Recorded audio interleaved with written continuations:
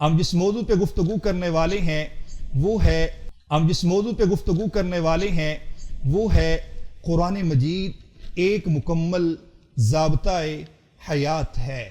दुनिया में हर इंसान किसी न किसी मुश्किल से, किसी न किसी परेशानी में या आजमाइश से दो चार होता है, और बाज़ औक़ात इंसान खुद ये महसूस करने लगता है कि अब वो मुश्किलात में, अब परेशानियों में और आजमाइशों से वो बेबस हो चुका है। ऐसे में अगर कोई हकीकी हल मौजूद है तो वो कुरान मजीद से मोहब्बत करने में और कुरान मजीद की तालीमात को अपनी ज़िंदगी में अपनाने में उनका हल मौजूद है। क्योंकि कुरान मजीद एक मुक़द्दस किताब ही नहीं, कुरान मजीद एक मुकम्मल ज़ाब्ता-ए हयात है। इसी सिलसिले में हमारे साथ बात करने के लिए प्रोफेसर डॉक्टर मोतीउल्लाह बाजवा साहब मौजूद हैं। डॉक्टर साहब, कुरान मजीद एक मुकम्मल ज़ाब्ता-ए हयात है और कुरान मजीद एक ऐसी किताब है कि जिस किताब की वजह से अल्लाह ताला ने रमज़ानुल मुबारक को मुबारक करार दे दिया। कुरान मजीद की जो अज़मत है, कुरान मजीद की जो फजीलत है, जो हमें कुरान मजीद और रसूलुल्लाह सल्लल्लाहु अलैहि वसल्लम के फरामीन से मिलती है, उसके बारे में आप क्या फरमाते हैं? कुरान मजीद के बारे में आपका ये जो कहना है, मुझे थोड़ा सा इसमें एक अगर इजाज़त दें और नाराज़ ना हूँ तो जी फरमाएं। कुरान मजीद एक मुकम्मल ज़ाब्ता हयात है, इससे बाज़ लोग शायद कुछ और माना ले ले। दर हकीकत इस्लाम एक मुकम्मल ज़ाब्ता हयात है और कुरान यकीनन उसकी बुनियादी किताब और बुनियादी सोर्स है, दीन का बुनियादी माख़ज़ है। और क्योंकि कुरान मजीद को बाज़ लोग इस तरह से प्रिटेंड करते हैं और इस तरह के हालात पेश करते हैं कि वो कहेंगे कि कुरान ही हमारे लिए काफ़ी है, और ये कहते दिखाई देते हैं। और अगर हम कुरान को मुकम्मल ज़ाब्ता हयात कह दें तो इससे इनकार की एक कैफियत कहीं खड़ी हो सकती है कि बाज़ लोग कहें कि जब कुरान मुकम्मल ज़ाब्ता हयात है तो फिर हदीस को क्यों माने, और आपको पता है कि ये तहरीक इस वक्त ज़ोरों पे है। तो इसलिए मुझे इसकी वजाहत करना पड़ी कि कुरान उस ज़ाब्ता हयात का हिस्सा है और उसकी बुनियादी उसका सोर्स है, अल्लाह ताला की तरफ से उतरने वाला कलाम है, अल्लाह का पाक फरमान है। और फिर इसके ज़रिए से नबी करीम अलैहिस्सलाम को जो अता किया गया वही के साथ, यानी कुरान, और आप ही ने खुद इरशाद फरमाया व ऊतीतुल कुरान व मिस्लहु माहू, मुझे कुरान दिया गया है और कुरान के साथ उस जैसी और एक चीज़ यानी हदीस है, सुन्नत है आपकी। तो चूँकि अब ये दुनिया इस तरह से है कि इसमें लफ्ज़ों का बड़ा हेर फेर करके, और हदीस और सुन्नत में भी आपको पता है कि एक ख़ास तबका एक साहब हैं जो इस वक्त कभी मलेशिया भाग जाते हैं और कभी पाकिस्तान आ जाते हैं, तो उनकी तरफ से बड़ा हथकंडा पिछले को 30-35 साल से मुसलसल चलाया जा रहा है कि उन्होंने हदीस और सुन्नत में फ़र्क करके और फिर सुन्नत में भी कल्चर को अलग करके एक माहौल खड़ा किया। इससे मुझे अल्फाज की जो गुंजाइश थी, जहाँ गलती की तो मैंने उसकी एक कोशिश की है, उम्मीद है आप इससे नाराज़ नहीं होंगे। जहाँ तक कुरान मजीद की बात है, कुरान मजीद देखिए अल्लाह ताला का वो कलाम है और वो पैगाम है जिसकी हिफाजत का ज़िम्मा भी अल्लाह ताला ने खुद लिया है। कोई कह सकता है कि इससे पहले भी तो अल्लाह के कलाम उतरता था और उसकी हिफाजत का ज़िम्मा क्यों नहीं लिया जाता था? इसलिए कि अल्लाह ताला की मशीयत वो ख़ुद बेहतर जानता है। और वहाँ से शुरू करें अगर जहाँ से अल्लाह ताला ने आदम से कहा था फ़इम्मा यातियन्नकुम मिन्नी हुदन फ़मन तबिअ हुदाया फ़ला खौफ़ुन अलैहिम वला हुम यहज़नून, वहाँ से सिलसिला वही और सिलसिला पैगाम और हिदायत शुरू हुआ और ये चलता रहा। और अल्लाह की मशीयत में यही था कि मुख्तलिफ़ अम्बिया को कुतुब और सहाइफ़ दिए जाते रहे और वो सहाइफ़ और वो कुतुब लोगों के सामने पढ़ी गईं और उन पर अमल किया गया। और फिर जब उनका ज़माना ख़त्म हुआ और नई किताब या नई चीज़ें आईं, तो जो फ़ाइनल वर्जन है अल्लाह की तरफ से, जिसके बाद कोई किताब नहीं आएगी और जिसके बाद कोई पैगाम नहीं आएगा और जिसके बाद वही नहीं आएगी, वो कुरान मजीद है। बाज़ लोगों को चूँकि एक ख़ास तबका, एक मुनहरिफ तबका और एक मुर्तद तबका आपको पता है कि ये भी पैदा हुआ जिन्होंने कुरान मजीद के बाद भी वही का ये दावा किया। बर सगीर में हम दूसरे अरब के मुल्कों की बात नहीं करते, जबकि बहुत पहले हज़रत उम्मे ऐमन की एक बात मुझे याद आ गई कि जनाब अबू बकर और जनाब उमर रज़ी अल्लाह अन्हुमा दोनों एक दिन इरादा करते हैं कि हम नबी पाक अलैहिस्सलातु वस्सलाम की माँ हैं और अल्लाह के रसूल अलैहिस्सलाम फरमाया करते थे कि ام ایمنہ امی بعد امی، ام ایمن جو ہیں وہ میری ماں ہیں میری ماں کے بعد. تو دونوں وفات رسول کے بعد انہیں دیکھنے گئے ایک دن، اور وہ رو رہی تھی. جب وہ رو رہی ہیں تو جاتے ہی بیٹھے اور یہ بھی رونا شروع ہو گئے. اب یہ رونا اس لیے نہیں ہے کہ انہوں نے کوئی ماتم کی یا کوئی ایسی کوئی کورس کی شکل بنانا تھی. جی بس ان بوڑھی خاتون کو جن کو نبی پاک اپنی ماں کہتے ہیں ان کو روتے ہوئے دیکھا تو رونا آیا اور روتے رہے. جب وہ خاموش ہوئیں اور انہوں نے پوچھا کہ تم کیوں رو رہے تھے، تو انہوں نے کہا کہ آپ رو رہی تھی تو ہم بھی رونا ہمیں بھی آ گیا ہے. تو پھر پوچھا کہ آپ کیوں رو رہی تھی، تو انہوں نے جو بات ارشاد فرمائی انہوں نے کہا کہ میں تو اس لیے رو رہی تھی کہ اب اللہ کی وحی نہیں نازل ہوگی. تو صحابہ کرام کو تو یہ عقیدہ تھا کہ وحی نازل نہیں ہوگی. اس اعتبار سے یہ کتاب آخری کتاب ہے، یہ پیغام آخری پیغام ہے. اور آپ اندازہ لگائیے نا، ہم انسانوں میں ہم یعنی فلا تضربوا للہ الامثال، اللہ کے ساتھ کوئی مثال نہیں دی جا سکتی. انسانوں میں بھی ہمارا کوئی آخری کسی کی طرف سے آخری پیغام موصول ہو یا رسول اکرم کے بعد آخری پیغام ہے تو ان کی کیا قدر و قیمت ہوتی ہے. اور اللہ کی طرف سے جو فائنل ورژن ہے، فائنل کتاب ہے، فائنل پیغام ہے جس میں کوئی تبدیلی نہیں ہوگی اور جس کی حفاظت کا ذمہ اللہ تعالیٰ نے لیا ہے، وہ کتاب یقیناً اس درجے کی ہے کہ اس کی فضیلت اور اس کی اہمیت وہ پوری انسانیت کے لیے، تمام انسانیت کے لیے اور تمام زمانوں کے لیے. اب اگر آپ مجھے اجازت دیں تو یہ جو 1400 سال کا دور گزرا ہے، اس میں جو سائنٹیفکلی جو چینجز آئی ہیں، تو 4 ایسے ادوار ہیں جس میں دنیا بالکل بدل کے رہ گئی ہے.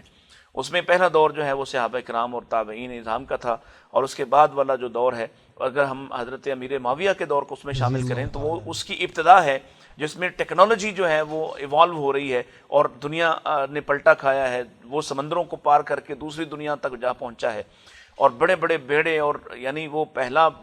بحری بیڑا جو ہے وہ حضرت امیر معاویہ نے تیار کیا جس کی بشارت رسول اللہ نے دی تھی. تو یہ دنیا تبدیل ہوئی. اس کے بعد ایک زمانہ آیا جس میں مسلمان سائنسدانوں نے ایسی چیزیں زمین پہ بیٹھ کے آسمان کی جو فضائیں ہیں ان کے بارے میں انہوں نے دیکھا، سرجری کے بارے میں اور بایولوجی کے علم کے بارے میں، فلکیات کے بارے میں، یعنی علوم کی ایک بھرمار ہے. اور وہ جو تاریک دور یورپ کا ہے وہ مسلمانوں کا ایک عظیم روشن دور تھا. اور اس کے بعد اگر آپ دیکھیں تو جب یہ پہیہ ایجاد ہوا ہے اور دنیا ایک دم بدلی ہے، کوئی 17ویں صدی کے آس پاس کے زمانے میں، اور یہ جو 2-2.5 صدیاں، یہ تیسرا بڑا دور ہے. اور چوتھا بڑا دور آج کا آپ کا دور ہے جس میں ٹچ سکرین سے لے کے آپ آسمان تک پہنچنے کی باتیں کر رہے ہیں. تو ان 4 ادوار میں جو مختلف قسم کے حالات پیش آئے ہیں اور بڑی بڑی تحریکات کھڑی ہوئی ہیں، ان سارے ادوار میں اگر کوئی کتاب فاتح کتاب کی صورت میں نظر آتی ہے تو وہ قرآن مجید ہے. میں وہ فضائل جو قرآن و حدیث میں ہیں ان سے ہٹ کے بات کر رہا ہوں، کیونکہ وہ تو ہمارے ناظرین بھی سنتے رہتے ہیں اور آپ بھی سنتے رہتے ہیں. میں ان چیزوں کی طرف آپ کو لا رہا ہوں جو ٹیکنیکلی آج ہم کہتے ہیں کہ ہم قرآن جو ہے یہ ایسا. اور پھر اس ایک پہلو یہ بھی ہے اس کا، اللہ تعالیٰ نے ہر نبی کو معجزے عطا فرمائے، اور معجزہ ہوتا ہی دوسروں کو عاجز کرنے کے لیے اور دلیل نبوت ہوتا ہے. حضرت موسیٰ علیہ السلام کو اللہ نے عصا عطا فرمایا ہے، اور عصا کے ساتھ کئی ساری چیزیں جڑی ہیں. وہی عصا ہے، حضرت موسیٰ اللہ کے حکم سے نیچے رکھتے ہیں تو وہ سانپ بن جاتا ہے، کبھی وہ حیۃ تسعیٰ بنتا ہے، کبھی فإذا ہی ثعبان مبین بنتا ہے، اور کبھی وہ ساری جتنے بھی انہوں نے جال پھیلایا اس کو ہڑپ کر لیتا ہے. وہی عصا حضرت موسیٰ کو حکم دیا جاتا ہے پانی پہ مارو تو راستے بن جاتے ہیں، وہی عصا پتھر پہ مارو تو چشمے جاری ہوتے ہیں. لیکن موسیٰ علیہ السلام کے ساتھ ہی اس عصا کی ساری وہ کیفیت اور اس کا وہ معجزہ جو ہے وہ ختم ہوا. اس کے بعد بنی اسرائیل کے پاس وہ عصا بھی رہا اور وہ تابوت سکینہ اٹھائے پھرتے تھے، لیکن اس برکت کے سوا اس سے کچھ نہیں تھا. یعنی وہ عصا اب مارے پانی پہ تو وہ پانی نہیں روکتا، نہ وہ پتھر پہ مارے تو چشمے جاری ہوتے ہیں. یعنی معجزہ نبی گئے تو معجزہ بھی ختم ہوا. اسی طرح دیگر انبیاء ہیں، ان کے معجزات ان کے ساتھ ہی ختم ہو گئے. لیکن نبی کریم علیہ الصلوۃ والسلام کو ایک ایسا معجزہ عطا فرمایا گیا ہے کلام کی صورت میں، اللہ کے پیغام کی صورت میں، قرآن مجید، جو کل بھی دنیا کو مبہوت کیے ہوا تھا اور جو آج بھی دلائل کی دنیا میں سب کو عاجز کیے ہوئے ہیں. آج بھی اس کا کوئی جواب نہیں، اور یہ آج بھی اسی آب و تاب کے ساتھ، اسی شان کے ساتھ یہ کہہ رہا ہے فَأْتُوا بِسُورَةٍ مِّن مِّثْلِهِ وَادْعُوا شُهَدَاءَكُم مِّن دُونِ اللَّهِ. ساری دنیا مل کر آؤ اور آؤ ذرا مقابلہ کرو اللہ کے کلام کا. اگر تمہیں یہ لگتا ہے کہ محمد صلی اللہ علیہ وسلم خود بنا لائے تھے، ولیم میور نے یہ کہا تھا محمد کی کتاب، تو اس کا جواب یہاں بر صغیر سے بہت سے لوگوں نے دیا تھا کہ یہ محمد کی کتاب نہیں، یہ اللہ کی کتاب ہے۔ اگر آج بھی کسی کو لگتا ہے کہ یہ محمد صلی اللہ علیہ وسلم کی کتاب ہے اور انہوں نے لکھا ہے، انہوں نے اس کو بنایا ہے، جیسے کل کے کافر کہتے تھے کہ یہ تو پہلے لوگوں کی قصے کہانیاں اور تم کہیں سے بنا لائے ہو، تو لائیے، آج بھی چیلنج قرآن آپ سے کرتا ہے اور کہتا ہے وَادْعُوا شُهَدَاءَكُم مِّن دُونِ اللَّهِ۔ ساری دنیا کے بڑے بڑے اسکالرز، آپ کی آرٹیفیشل انٹیلیجنس بھی آ جائے، آپ کی ڈیپ سیک بھی آ جائے، اور ساری دنیا مل کر قرآن کی ایک سورہ، سورۃ الکوثر جو سب سے مختصر ہے، کل بھی یہی چیلنج تھا، آج بھی یہی چیلنج ہے، اس درجے کا کلام بنا کے لاؤ، پھر دیکھیں کہ آپ سچے ہیں یا قرآن آپ کو جو ہے وہ عاجز کر دیتا ہے۔ اور قرآن ایسا معجزہ ہے جو کل کہا وہ آج بھی موجود ہے۔ جی جی، اگر ہم صرف اس کے معجزات کے حوالے سے کہیں، دیکھیں وہ پہلو اپنی جگہ موجود ہے، جو مسلمان مانتا ہے، جو مسلمان اس کے ساتھ جڑے گا تو اس کی سفارش ہو جائے گی، اس کی تلاوت کرے گا تو اس کو ہدایت ملے گی، وہ سب پہلو اپنی جگہ پہ ہیں۔ لیکن میں اس اعتبار سے قرآن مجید کی عظمت کا آپ کے سامنے یہ ترانہ رکھ رہا ہوں کہ قرآن ایسی عظیم کتاب ہے جس نے ہر طرح کی سائنٹیفک تحریک کا سامنا کیا ہے، ہر طرح کے ارتداد کا سامنا کیا ہے، ہر طرح کے کفر کا سامنا کیا ہے، جدید ترین جو ہتھ کنڈے تھے ان کا سامنا کیا ہے، اور آج بھی اپنی پوری آب و تاب کے ساتھ موجود ہے۔ ہاں، ایک فرق ہے کہ اگر قرآن مجید کو اس طرح سے، جس طرح سے اس پر حملے کرنے والے اس کو پڑھتے ہیں، کبھی ہم نے پڑھا ہوتا تو دنیا کچھ اور نظارہ دیکھتی اور کچھ اور حالات دنیا کے سامنے ہوتے۔ قرآن مجید اتنی بڑی کتاب ہے جس کا دنیا بھر کے پاس کوئی توڑ نہیں، اور اس میں آپ دیکھیں یہ مصدق ہے، یہ مہیمن ہے، یہ ساری سابقہ تاریخ کو بھی سمو لاتی ہے، ساری سابقہ اللہ تعالیٰ کی طرف سے آنے والے مختلف حالات اور زمانے اور ان کے اندر جو کچھ تھا اس کو بھی آپ کے سامنے رکھتا ہے، اور پھر یہ ثابت کرتا ہے کہ حق صرف اور صرف اسلام کے ساتھ ہے، اور رسول اکرم علیہ الصلوۃ والسلام کتنی بڑی ہستی ہیں جن کو اللہ نے یہ تحفہ عطا فرمایا، جن پر یہ نزول حضرت عائشہ رضی اللہ تعالیٰ عنہا کی بات ذہن میں آ گئی، وہ کہتی ہیں کہ یہ ایسی حفاظت کے ساتھ اتارا گیا ہے کہ جب جبریل آسمان سے اس کو لاتے ہیں تو زمین سے آسمان تک ان کے راستے میں ہر طرف فرشتوں کی بھرمار ہوتی ہے، اس طرح سے محفوظ طریقے سے اس کو اتارا جاتا ہے، اور نبی پاک علیہ الصلوۃ والسلام جس جگہ ہوتے اس جگہ کو گھیرا جاتا ہے، وہاں کسی شیطان کا داخلہ بھی ممکن نہیں ہے کہ کوئی اس میں پر بھی مار سکے، کوئی اس میں پاؤں بھی رکھ سکے، اور پھر جب آپ پہ اتارا جاتا ہے تو یہ اتنا بھاری کلام ہے کہ اللہ کے رسول علیہ الصلوۃ والسلام اگر اونٹنی پہ ہیں تو اونٹنی بیٹھ جاتی ہے، اگر کسی پر آپ کی ران ہے، آپ کی ٹانگ ہے کسی کی ران پر، آپ کا گھٹنا ہے تو وہ اس کو لگتا ہے کہ ٹوٹ جائے گا، اور حالت تو ایسی ہوتی تھی کہ یہ جبین ہے، اس سامنے والے حصے کو جبہہ کہتے ہیں، یہ جبین کا حصہ جب آپ پر وحی کی کیفیت آتی ہے اور وحی ختم ہوتی ہے تو آپ کی جبین سے ایسے پسینہ جاری ہوتا ہے جیسے کسی جانور کو ذبح کیا جائے اور اس کی رگ کھل جاتی ہے، اتنا بھاری معاملہ تھا، اور نبی علیہ الصلوۃ والسلام مختلف طرح سے وحی آپ پر آتی۔ تو قرآن مجید ہر اعتبار سے، پھر ایک اور پہلو، اس سے پہلے انبیاء کو ملتا رہا صحائف پر لکھا ہوا، اوراق پر، الواح پر، مختلف طریقوں سے، لیکن قرآن وہ کتاب ہے جس کو جو سینوں کی بہار بنایا گیا ہے۔ اللہ نے پہلی دفعہ بھی جس انسان پہ اتارا جناب محمد کریم صلی اللہ علیہ وسلم، تو آپ نزل بہ علی قلبک، آپ کے دل پہ اتارا گیا ہے، آپ کے دل پہ اس کو اتارا گیا، اور کہا گیا کہ لا تحرک بہ لسانک لتعجل بہ ان علینا جمعہ وقرآنہ، آپ اسے یاد مت کیجئے، آپ جلدی نہ کیجئے، آپ صرف سنیے، آپ صرف اس کو آپ خاموشی رکھیے، آپ کے دل پر اس کو جمع کرنا بھی ہمارا کام ہے، اور پھر آپ کی زبان سے اس کو پڑھوانا بھی ہمارا کام ہے۔ پھر یہی بس نہیں ہے، بلکہ اس سے اگلی آیات میں فرمایا ثم ان علینا بیانا، پھر اس کے اندر کیا کچھ ہے، اس کا بیان کیا ہے، اس کی تبیین کیا ہے، اس کی توضیح کیا ہے، اس کی تشریحات اور تفسیرات کیا ہیں، یہ بھی ہم آپ کو غور و فکر کرنے کی ضرورت نہیں ہے، یہ ہم آپ پر نازل کریں گے۔ یہ ہے ہمارا دعویٰ کہ اللہ نے بیان بھی اتارا ہے، قرآن بھی اتارا ہے اور بیان بھی اتارا ہے۔ قرآن آپ کے سامنے موجود ہے اور بیان وہ بھی آپ کے سامنے موجود ہے۔ اچھا، ایک پہلو اور، بعض لوگ جو حدیث کے حوالے سے شکوک و شبہات پھیلاتے ہیں اور کہتے ہیں دیکھیں جی حدیث پر اعتبار نہیں کیا جا سکتا، حدیث تو پتہ نہیں کہاں سے آ گئی، بعد میں آ گئی، بعد میں لکھی گئی، اور یہ جھوٹ بولتے ہیں۔ سب سے پہلی حدیث قرآن مجید ہے، فَبِأَيِّ حَدِيثٍ بَعْدَهُ يُؤْمِنُونَ، اور اگر ہم لغوی اور مانن اس طرف جائیں تو نبی کریم علیہ السلام کی زبان سے جو ادا ہوتا ہے وہ کیا کہلایا جاتا ہے؟ حدیث۔ اور قرآن کہاں اترا ہے؟ قرآن کہاں اترا ہے؟ آپ کے سینے پہ، اور زبان سے کس کی زبان سے جاری ہوا ہے؟ آپ کی زبان سے۔ تو جو آپ کی زبان سے جاری ہوتا ہے، جو آپ کے کلام بن کر باہر نکلتا ہے، کسی پہ تو نہیں اترا، نہ کسی تختی پہ اترا ہے، نہ الواح پہ اترا ہے، نہ کسی اوراق پہ اترا ہے، آپ کی زبان سے لوگوں نے سنا ہے، آپ نے بتایا ہے امانت داری کے ساتھ یہ قرآن ہے، آپ بتاتے تھے یہ فلاں سورہ ہے، فلاں سورہ ہے، فلاں سورت کے بعد یہ فلاں آیات کے بعد یہاں سے یہاں تک لکھو، آپ کے سامنے لکھا جاتا، آپ کے سامنے پڑھا جاتا، آپ اس کی تصدیق کرتے۔ وہ لوگ جو کہتے ہیں کہ پتہ نہیں حدیث کہاں سے ہے، اور پھر دیکھیے آپ کی امانت داری کے اعتبار سے قرآن مجید کے ساتھ جو اللہ تعالیٰ نے یہاں بھی ایک بات بڑی خاص نازل فرمائی، کئی ایک ایسی باتیں ہیں جو رسول اللہ صلی اللہ علیہ وسلم اگر کچھ چھپا سکتے ہوتے، چھپانا چاہتے تو آپ ان باتوں کو چھپا دیتے۔ جی جی آپ کی امانت اور دیانت کا عالم یہ ہے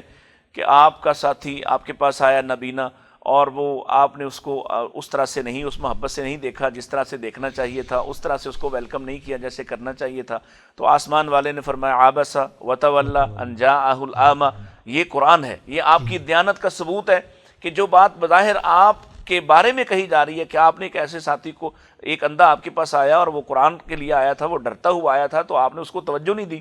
اب یہ بات اگر نبی پاک علیہ السلام ایک لفظ بھی اگر آپ ادھر ادھر کرتے تو یہ بات ضرور آپ پیچھے ہٹا لیتے کہ یہ بات تو آپ کے حق میں نہیں ہے۔ اسی طرح سے اگر سورۃ تحریم کی ابتدا میں جائیں تو اللہ تعالیٰ آپ سے کہہ رہا ہے یا ایھا النبی لما تحرم ما احل اللہ لک۔ یہ اگر بات رسول اللہ صلی اللہ علیہ وسلم اپنی اس دیانت کے حوالے سے، جو لوگ سوال اٹھاتے ہیں کہ پتہ نہیں لکھنے والوں نے کیا لکھا، بلکہ بعضوں نے تو کہا کہ ہمارے 10 پارے کہیں ابھی تک وہ کسی غار میں چھپے ہوئے ہیں، اللہ تعالیٰ ان کے بھی برآمد کروا دے تاکہ پتہ چل جائے کہ ان میں کیا تھا۔ حقیقت یہ ہے کہ یہ اتنی بڑی کتاب ہے، اس نے دنیا کو تبدیل کر دیا، اس نے دنیا کے اندر حقوق کی آشنائی پیدا کی ہے، اس نے دنیا کا ماحول بدلا ہے، اس نے دنیا کی معاشیات بدل دی ہے۔ آج کوئی مانے یا نہ مانے، قرآن مجید نے انقلاب پیدا کیا ہے۔ قرآن سے بڑا انقلاب اس کائنات نے نہیں دیکھا، اور جب بھی زمانہ دوبارہ پلٹ کے اس کے دامن میں پناہ لینے کی کوشش کرے گا، قرآن پھر ان کو پلٹ دے گا، پھر ان کو تبدیل کر دے گا۔ یہ ایسی کتاب ہے۔ قرآن مجید دلوں پر بڑا اثر انداز ہوتا ہے، انسانی زندگی پر بڑا اثر انداز ہوتا ہے، اس کے متعلق تھوڑی سی رہنمائی کریں۔ عموماً سمجھا جاتا ہے قرآن مجید بھی پڑھتے ہیں، فلاں کام بھی کر رہے ہیں، گناہ بھی کر رہے ہیں۔ یہ دیکھیں، میں سمجھتا ہوں یہ بھی بعض اوقات بس پروپیگنڈا اس طرح کا ہوتا ہے کہ وہ بعض جملے مشہور کر دیے جاتے ہیں، جیسے ہمارے ہاں وہ کہا جاتا ہے نا کہ خدا واسطے کا بیر۔ اب میں کئی دفعہ اس طرح کے جملوں پہ غور کرتا ہوں کہ خدا واسطے کا بیر تو بہت ہی مبارک ہوتا ہے، تو اس کو برائی کی علامت بنا کے پیش کرتے ہیں، حالانکہ خدا واسطے کا بیر تو عدل کے ساتھ ہوتا ہے۔ اسی طرح یہ جو قرآن مجید اثر نہیں کرتا یا اثر کرتا ہے تو ان کو کیا ہوتا ہے، یہ پورا قرآن سن جاتے ہیں پھر بھی نہیں بدلتے۔ تو جتنا جتنا تعلق ہوتا ہے اتنا اتنا لوگ بدل ہی جاتے ہیں، اتنا ہاں جتنا تعلق گہرا ہوتا جائے گا اتنا لوگ زیادہ اس کو، اس کے اندر اس کی تاثیر اس کے اندر اب دیکھیے نا حضرت ابوبکر صدیق ہے رضی اللہ تعالیٰ۔ اب تاثیر کی بات ہے کہ کیونکہ ان کو سمجھ آ رہی ہوتی تھی اور وہ دیکھتے تھے اور وہ قرآن مجید پر غور و فکر کرتے تھے، تو ایک جملہ ان کے سامنے سے گزرا ہے، من یعمل سوءا یجزا بہ، جو آدمی جو بھی غلطی کرے گا اس کی جزا ملے گی، اس کی سزا ہوگی۔ تو نبی پاک کے پاس آئے اور حدیث میں آتا ہے کہ روتے ہوئے آئے، جی جی اشک بار آئے۔ اللہ کے رسول اسلام سیدنا صدیق اکبر سے بڑی محبت کرتے تھے، تو جب ان کو پریشان دیکھا تو پوچھا کہ کیا ہوا، کیوں رو رہے ہیں، کیا ہوا ہے؟ تو انہوں نے عرض کی کہ اللہ کے رسول میں قرآن پڑھ رہا تھا، اور وہ بہت زیادہ قرآن پڑھا کرتے تھے۔ حضرت ابوبکر صدیق رضی اللہ عنہ کے بارے میں آتا ہے کہ وہ بہت زیادہ تلاوت کیا کرتے تھے۔ تو انہوں نے اپنی پریشانی بتائی کہ میرے سامنے قرآن کا یہ جملہ آیا ہے اور میں اس پر پریشان ہو گیا ہوں کہ اگر ہر غلطی پر سزا ملے گی تو کون ہے ایسا جو اپنے آپ پر کوئی نہ کوئی غلطی یا کوئی کوتاہی نہ لیے پھرتا ہو۔ آپ نے پوچھا کہ کیا تم بیمار پڑتے ہو؟ جی جی کیا تم کبھی مصیبت میں آتے ہو؟ کیا تمہیں کوئی غم آتا ہے؟ جی اللہ کے رسول، غم بھی آتا ہے، مصیبت بھی آتی ہے، میں بیمار بھی پڑتا ہوں۔ تو کیا کرتے ہو؟ جی جی تو کہنے لگے کہ میں صبر کرتا ہوں، میں اللہ کے لیے برداشت کرتا ہوں۔ تو نبی کریم علیہ السلام دیکھیں نا قرآن کی تفسیر سمجھا رہے ہیں، آپ نے ارشاد فرمایا کہ دیکھو جو تم بیماری میں صبر کرتے ہو، مصیبت میں صبر کرتے ہو، غم میں صبر کرتے ہو، تو یہ جو روٹین میں ہونے والی خطائیں اور غلطیاں ہیں یہ اس صبر کے ساتھ اللہ تعالیٰ مٹا دیتا ہے۔ قرآن مجید کی تاثیر تب اصل میں حاصل ہوگی جب آپ اس پیغام کو صحیح طور پر سمجھنے کے لائق ہوں گے۔ جیسے جیسے آپ سمجھنے کے لائق ہوں گے پھر قرآن کا ایک جملہ سن کے آپ وہ اتنا بڑا ڈاکو بدل گیا، الم یعنی للذین آمنوا ان تخشع قلوبہم لذکر اللہ، اس کی دنیا بدل گئی۔ قرآن کا ایک ایک پیغام سن کر بڑے بڑے آج بھی آپ کے سامنے لوگ ہمیں دیکھ کے مسلمان نہیں ہوتے، سچی بات ہے. آج وہ مسلمانوں کو دیکھ کر مسلمان نہیں ہوتے, ہمارے اخلاق سے متاثر نہیں ہوتے, جی جی ہمارے معاملات کو دیکھتے ہیں تو شاید پیچھے ہٹ جاتے ہیں. جی جی. لیکن جیسے ہی وہ قرآن کو دیکھنا شروع, حالانکہ ابھی جو یورپ میں قرآن پڑھا جاتا ہے وہ براہ راست عربی زبان میں نہیں پڑھا جاتا, ابھی وہ اس کا جو بہتر سے بہتر ٹرانسلیشن ہوتی ہے اس کو پڑھتے ہیں, اس کو پڑھتے ہیں, اور اس کو پڑھتے ہی ان کی دنیا بدل جاتی ہے. جاتی ہے. اور اگر آپ قرآن مجید کو عربی میں پڑھیں, فَإِنَّمَا يَسَّرْنَاهُ بِلِسَانِكَ لِتُبَشِّرَ بِهِ الْمُتَّقِينَ وَتُنذِرَ بِهِ قَوْمًا لُدًّا. آپ دیکھیے قرآن آپ کے دل پہ کیا اثر ڈالے گا, اور اس کی تاثیر خود قرآن اللہ تعالیٰ اپنے کلام میں خود فرماتے ہیں, لَوْ أَنزَلْنَا هَذَا الْقُرْآنَ عَلَى جَبَلٍ لَرَأَيْتَهُ خَاشِعًا مُتَصَدِّعًا مِنْ خَشْيَةِ اللَّهِ. حقیقت تو یہ ہے کہ اگر واقعی ہم قرآن کے پیغام کو سمجھنے کے لائق ہو جائیں تو آپ دیکھیں گے یہ لوگ کپ کپی کے ساتھ اور کپ کپاتے ہوئے ہونٹوں کے ساتھ, اشک بار آنکھوں کے ساتھ اس کو پڑھیں گے, سنیں گے. یہ اللہ کا تعارف, اللہ کے نبیوں کا تعارف, اللہ کا پیغام, اللہ کی اتنی بڑی دنیا کے ساتھ جو ہم کیا ہے, کس طرف بات نکل گئی کہ سب سے بہترین جو قرآن مجید کی تلاوت ہے وہ نماز میں ہے. اور نماز کے بارے میں اللہ کے رسول فرماتے ہیں, ان احدکم اذا صلی یناجی ربہ, جب میں تم میں سے کوئی نماز پڑھنے کھڑا ہوتا ہے, نماز کے لیے کھڑا ہوتا ہے, تو دراصل وہ اپنے رب سے آہستہ آہستہ سے سرگوشی کرتا ہے, بات کر رہا ہوتا ہے, اور قرآن مجید کے ذریعے سے بات کر رہا ہوتا ہے. سو یہ اس کا اثر جو ہے وہ تو ظاہر ہے جی, اس کو دلوں کا فاتح ہے. ہاں صرف یہ ہے کہ ہمیں کیوں نہیں اسے وافر حصہ مل رہا, ہمیں تھوڑا کیوں مل رہا ہے,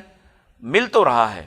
مل رہا ہے. قرآن کو صرف پڑھنے والا بھی اس کی خیر سے محروم نہیں رہتا. آپ جانتے ہیں حدیث میں موجود ہے کہ اگر آپ اسے صرف پڑھتے ہیں,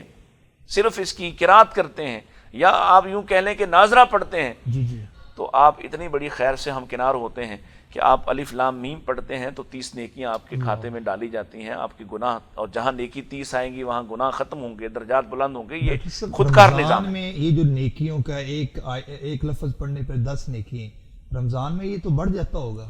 دیکھیں رمضان کے بارے میں تو حدیث میں آتا ہے نا کہ جی باقی تمام اعمال جو ہیں انسان کے, یضاعف الحسنہ, وہ بڑھا دیے جاتے ہیں بعشر امثالہا, 10 گنا سے لے کر الی 700 ضعف, 700 گنا تک روٹین میں بڑھ جاتے ہیں. الا الصوم, مگر روزہ,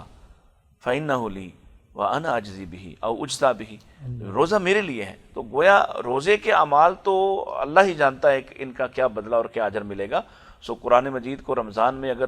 جتنا زیادہ پڑھا جائے, خود نبی پاک علیہ الصلوۃ والسلام کی سنت مبارکہ تھی کہ آپ ہر رمضان میں قرآن مجید کا دور کیا کرتے اور سیدنا جبریل کو سنایا کرتے, اور آخری رمضان میں آپ نے 2 مرتبہ یہ کیا ہے. سو اس کا مطلب ہے کہ رمضان میں 2 مرتبہ بھی کیا جا سکتا ہے کم سے کم اس کو پڑھنا, اور پھر جو مختلف اس کے فضائل ہیں پڑھنے کے حوالے سے وہ آپ سب واقف ہیں. ویسے بھی جو حدیث ہے خیرکم من تعلم القرآن وعلمہ, اس اعتبار سے بھی سب سے بہترین یہی ہے کہ آپ قرآن مجید کے ساتھ جڑے رہیں. آخری بار ڈاکٹر صاحب, قرآن مجید ہے دلوں پر, تو آپ کی دوسرا بات کے مطابق دلوں پر بھی اثر کرتا ہے, اس کی چاشنی, اس کی تاثیر ایک الگ ہے. کیا قرآن مجید اخلاقی معاشرتی اثرات پر کیا ہدایات ہیں ایک انسان کے لیے؟ قرآن کا جو موضوع ہے وہ ہے ہی انسان. جی جی, یہ انسان سے کلام کر رہا ہے, اور آپ سورۃ الفاتحہ سے شروع ہو کر سورۃ الناس تک چلے جائیں, کون سا ایسا پہلو ہے جس کو قرآن ٹچ نہیں کرتا؟ اگر آپ اخلاقیات کی بات کریں تو کتنے سارے, آپ صرف آج تو بڑا آسان ہو گیا نا,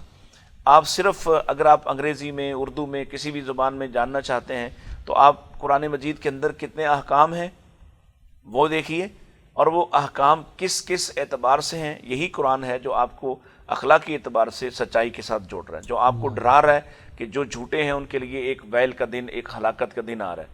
یہی قرآن آپ کو زنا کے قریب جانے سے منع کر رہا ہے, یہی قرآن آپ کو غیبت سے روک رہا ہے, یہی قرآن آپ کو جاسوسی سے روک رہا ہے. سو جتنے سارے, یعنی جو خرابیاں ہیں ان سے روک رہا ہے, اور جو نیکی ہے, جو اچھائی ہے, جو معروف کام ہے ان کی طرف حکم دے رہا ہے. اقیم الصلاۃ, آتوا الزکوٰۃ, یہ اتم الحج والعمرہ, یہ جتنے نیکی کے کام ہیں, اور صدقہ و خیرات کرنے کے حوالے سے, لوگوں کے کام آنے کے حوالے سے, لوگوں کے ساتھ تعاون کے اعتبار سے, تو جتنی نیکیاں ہیں ان سب کی طرف رہنمائی کرتا ہے. اور جتنی برائیاں ہیں معاشرے کے اعتبار سے, وہ چاہے معاشی ہوں, سماجی ہوں, سماجیات سے متعلق ہوں, دینیات سے متعلق ہوں, اخلاقیات سے متعلق ہوں, ہر پہلو کے بارے میں قرآن مجید رہنمائی دیتا ہے. اور قرآن چونکہ اصول کی کتاب ہے یوں سمجھیے، تو قرآن ایک کی ورڈ دے دیتا ہے اور اس کے بعد رسول اللہ صلی اللہ علیہ وسلم اس پر پوری طرح سے تفصیلات کے ساتھ ارشادات آپ کے موجود ہیں۔ قرآن کریم کے اعجاز کے حوالے سے دیکھیں کہ اللہ تبارک و تعالیٰ نے جو کفار مکہ کو چیلنج کیا کہ اس جیسا قرآن لے کر آؤ، فاتو بسورۃ من مثلہ، پھر اس کے بعد ان کے لیے تھوڑا سا نا ظاہر ہے وہ لا تو سکتے نہیں تھے، اللہ نے چیلنج میں تخفیف کر دی، فاتو بعشر سور مثلہ، 10 صورتیں لے آؤ۔ پھر اللہ نے ان کے لیے تخفیف کی، فاتو بسورۃ من مثلہ، چلو ایک صورت لے آؤ۔ پھر اس کے بعد اللہ تعالیٰ نے فرمایا کہ فلیأتوا بحدیث مثلہ، چلو اب ایک آیت کا ایک ٹکڑا لے کے آؤ۔ اللہ اکبر۔ تو پھر اس کے بعد اللہ تبارک تعالیٰ نے کہا کہ ایسا ہو ہی نہیں سکتا، تم کبھی بھی نہیں لا سکتے اس بات کو۔ جی جی جی، تو بہرکیف یہ تھا اعجاز قرآن۔ آج ہم اس دور میں دیکھیں کہ اگر وہ دور تھا کہ صحابہ کرام نے رسول اللہ صلی اللہ علیہ وسلم کو دیکھا اور اس کے بعد پھر یہ تھا قرآن نازل ہوتا تھا، فرشتوں کی آمد ہوتی تھی۔ جی جی، آج اگر کوئی شخص انکار کرنا چاہے تو وہ اللہ کا انکار بھی کر سکتا ہے، جی جی، لیکن یہ اس وقت اتنا بڑا معجزہ ہے قرآن کریم کہ اس کا جو ہے وہ انکار کیسے کرے، اس کا جواب نہیں دے سکتا، اس کے بارے میں وہ ایسی چیز ہے کہ اسے ماننا پڑے گا کہ واقعی اللہ تعالیٰ کی ذات ہے، رسول بھی تھے، فرشتے بھی تھے، سب کچھ تھا۔ اللہ، اب میں کچھ سالوں پہلے کی بات ہے کہ ایک دفعہ گارڈن ٹاؤن میں بیٹھے ہوئے تھے کہ ایک دوست آئے اور انہوں نے بات کی کہ ایک ایسا شخص ہے ماڈل ٹاؤن میں رہتا ہے، تو اس سے بات چیت کے لیے جاتے ہیں تو وہ ایسی باتیں کرتا ہے، کہتا ہے یہ جو قرآن ہے نا یہ اللہ کی کتاب نہیں ہے۔ جی جی، اچھا یہ کس کی کتاب ہے؟ یہ کہتے ہیں جی محمد نامی شخص تھے، نعوذ باللہ، اس نے ایسے کہا کہ وہ ایک مکہ میں پیدا ہوا اور اس کے افکار، نظریات، اس کے تخیلات جو تھے یہ ان پہ مشتمل کتاب ہے۔ جیسے جی کوئی یونان کے فلاسفر تھے، انہوں نے اپنی فلاسفی کے طور پہ لکھ دیا، ایسے ہی محمد صلی اللہ علیہ وسلم جو تھے وہ ایک عرب کے فلاسفر تھے، انہوں نے کیسی باتیں لکھ دیں اور بس یہ اللہ کی کتاب نہیں ہے۔ اچھا جب اس کو انہوں نے کہا جی انا نحن نزلنا الذکر و انا لہ لحافظون، اللہ تعالیٰ یہ فرماتے کہتے ہیں یہ بھی تو انہوں نے لکھا ہے نا، جی جی، تو کوئی ایسی دلیل دیں کہ جس سے یہ ثابت ہو جائے کہ یہ واقعی اللہ کی کتاب ہے۔ جی جی، تو دماغ میں ایک اللہ تبارک تعالیٰ نے اس وقت یہ بات ڈالی کہ قرآن کریم میں وَإِذَا الْبِحَارُ سُجِّرَتْ، اور جب سمندروں کو سلگایا جائے گا، جب ان میں آگ لگائی جائے گی، صحابہ کرام تو ایمان لے آئے اس کے اوپر، نہ انہوں نے اللہ کے رسول سے یہ سوال کیا یہ کیسے ممکن ہے۔ ہم بھی سوچتے ہیں آج کے لوگ بھی کہ فائر بریگیڈ کی گاڑیاں آتی ہیں اور وہ آ کے آگ کو بجھا دیتی ہیں، پانی کے اندر آگ کا کیا تصور ہے؟ اب کیمسٹری نے یہ مسئلہ حل کر دیا H2O کے فارمولے نے کہ ہائیڈروجن اور آکسیجن جو ہے دونوں کے ملاپ سے پانی بنتا ہے۔ جی جی، اب اگر اسی کو اللہ تبارک و تعالیٰ قیامت کے دن دوبارہ تبدیل کر دیں گے گیسوں میں پانی کو، جی جی، پھر ایک جلے گی اور دوسری جلنے میں مدد دے گی اور ایک خطرناک قسم کی آگ پیدا ہو جائے گی۔ وَإِذَا الْبِحَارُ سُجِّرَتْ، اور آیت نے وہ بات بتا دی۔ اب کیمسٹری جو ہے یہ فارمولا 100 150 200 سال پیچھے جائیں تو ہمیں یہ نہیں ملے گا۔ جب یہ نہیں ملے گا تو اس کا مطلب یہ ہوا کہ یہ تو اس کی پیداوار جو ہے یہ اس کی پیدائش ہی اس فارمولے کی کو 150 200 سال سے آگے نہیں جاتی، تو پھر رسول اللہ صلی اللہ علیہ وسلم کے پاس کہاں یہ خبر آ گئی؟ اور پھر سائنس کا اصول بھی ہے کہ جی وہ لیبارٹری ہوتی ہے، بندہ بیٹھتا ہے وہاں پہ، وہ اس کی پہلے تھیوری ہوتی ہے، پھر اس کو تجربات سے ثابت کرتا ہے، ثابت کرنے کے بعد پھر وہ کہتا ہے یہ دیکھیں میں نے یہ چیز لے گیا۔ تو وہ تو نبی صلی اللہ علیہ وسلم کے مخالفین جو ہیں اور وہ بھی مانتے تھے کہ وہ لکھنا پڑھنا نہیں جانتے تھے اور وہیں کوئی لیبارٹری نہیں تھی، کوئی ایسا معاملہ نہیں تھا، اور جو قریب مخالفین گزرے ہیں جو انگریز ہیں اور بھی لوگ ہیں جنہوں نے کتابیں بھی لکھیں، تو وہ اس بات کو تو وہ بھی تسلیم کرتے ہیں کہ وہ آپ لکھنا پڑھنا نہیں جانتے تھے، کوئی ایسی بات نہیں تھی۔ تو پھر کیسے ممکن ہے کہ ایک انسان سے ایسی کلام وقوع پذیر ہو جائے کہ جو کیمسٹری کے فارمولے کو ظاہر کر رہی ہو اور یہ بتا رہی ہو کہ جی بغیر کسی مشاہدے، معائنے اور تجربات کے کہ سمندر کے اندر آگ لگ جائے گی۔ قرآن مجید کی عظمت رسول اللہ صلی اللہ علیہ وسلم کے فرامین کی روشنی میں کیسی؟ قرآن مجید چونکہ اللہ کے نبی صلی اللہ علیہ وآلہ وسلم کی قلب اطہر پہ نازل ہوا، تو آپ صلی اللہ علیہ وآلہ وسلم نے قرآن مجید کی عظمت کے حوالے سے بہت ہی زیادہ ہماری رہنمائی کی ہے، اور بہت سی احادیث ایسی ہیں جو قرآن مجید کی عظمت کے حوالے سے ہماری رہنمائی کرتی ہیں۔ اس دنیا اگر ہم دیکھیں اس دنیا کے اندر تقریباً 7.5 ارب لوگ ہیں، اور ان میں سے تقریباً 6 ارب لوگ تو غیر مسلم ہیں، اور 1.5 ارب لوگ ایسے ہیں جو مسلمان جو ہیں، مسلمان ہیں، اور ان تمام لوگوں میں سے جو سب سے بہترین انسان ہے، اللہ کے نبی صلی اللہ علیہ وآلہ وسلم فرماتے صلی ہیں اللہ علیہ وسلم، خیرکم من تعلم القرآن وعلمہ، اللہ، کہ تم میں سے سب سے بہترین وہ انسان ہے جو قرآن خود سیکھتا ہے، آگے لوگوں کو سکھاتا ہے۔ قرآن کے ساتھ تعلق جوڑنے سے، اللہ، بے شک قرآن مجید کے ساتھ تعلق جوڑنے سے جو انسان قرآن مجید کو خود سیکھتا ہے، اگر لوگوں کو سکھاتا ہے، تو وہ انسان تمام لوگوں میں سے سب سے بہترین ہے۔ خیرکم من تعلم القرآن وعلمہ۔